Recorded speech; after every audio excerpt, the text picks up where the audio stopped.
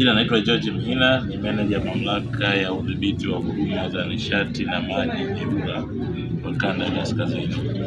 Tupo kwenye maonyesho haya ya kilimo ya Nane Nane hapa Femi Njiro jijini Arusha. Sisi EWURA tukiwa ni wadau wakubwa kabisa kwenye tasnia nzima ya kilimo. Kama unavyofahamu, tunasimamia masuala ya nishati ambayo ni umeme, mafuta na gesi asilia, lakini vile tunasimamia masuala ya maji safi na usafi wa mazingira. Kwa hiyo utaona kilimo kufanya kwa kisasa kinahitaji maji kwa ajili ya umwagiliaji, lakini vile kinahitaji nishati katika nyanja zote, maana matrekta yanayotumika na mitambo inayotumika kwenye mashamba ni mafuta ya nishati, lakini pia viwanda vinavyosindika mazao ya kilimo na ufugaji pia yanahitaji nishati. Kwa hiyo tumekuja tukiwa wadau muhimu kwenye sekta hii ya kilimo na ufugaji na ufugaji, lakini vile tumekuja pia kutoa elimu ya masuala mbalimbali ikiwemo masuala ya matumizi ya nishati safi za kupikia.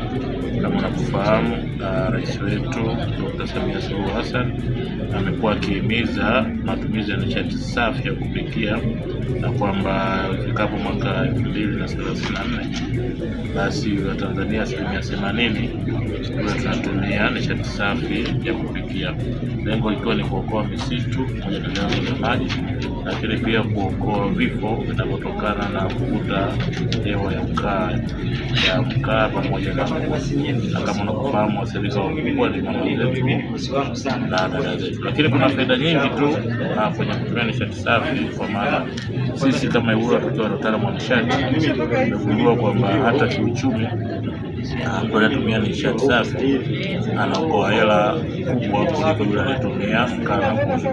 Kwa mfano, familia ya 4 au 5 ile kwa mwezi wanajikuta wanatumia zaidi ya shilingi 75 wanapotumia kuni na mkaa, lakini ukipiga mahesabu kwenye nishati safi wanatumia 15,000 kwa sababu kilo moja ya nishati safi inaweza kilo 6 za mkaa.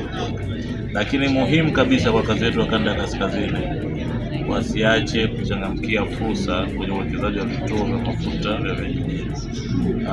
Tunafahamu sisi kama wadhibiti, changamoto yetu kubwa kuona watu wanauza mafuta kwenye vidumu.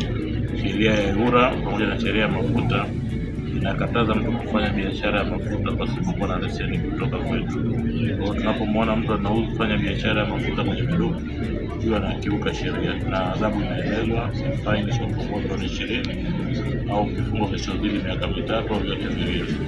Sasa hatujaanza kufanya ule ufuatiliaji wa karibu kabisa kwa kamata, lakini sisi tukaona tuwapunguzie masharti kwamba kwa maeneo vijijini uhitajiki kuwa na hati, uhitajiki kuwa na cheti cha mazingira kutoka NEMC, kwamba ukiwa tuna muhtasari wa kijiji ukiwa na barua ya mkurugenzi wa halmashauri husika na wanasema kwamba ujenzi wa kituo hicho hakina madhara, basi ukifuata vigezo vingine vya rais unaweza kuja